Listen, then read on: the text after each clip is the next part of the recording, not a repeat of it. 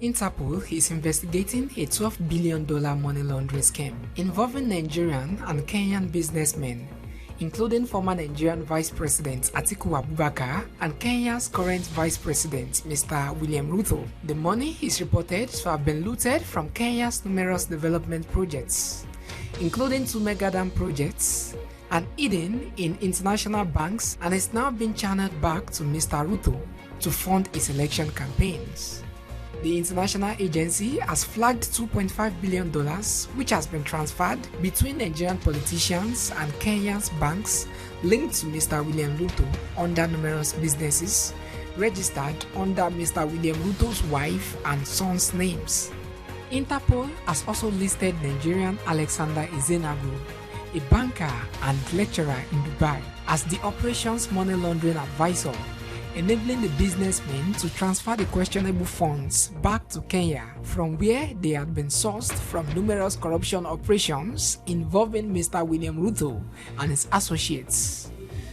Kenyan authorities have already frozen $56 million, which has been transferred to Mr. William Ruto by Mr. Ezenagu through 2 banks, and which were traced back from a corruption scheme involving 2 mega dams and a fraudulent Italian company hired by Mr. Ruto to help steal the construction funds worth $2.8 billion for the construction of the Aro and Kimwara dams. The money Interpol has intercepted is also linked to several questionable businesses Mr. Ruto owns, including Koilel Farms, an exclusive ranch which received payments for non-existent animals sold to the government, and whose profits are hidden abroad.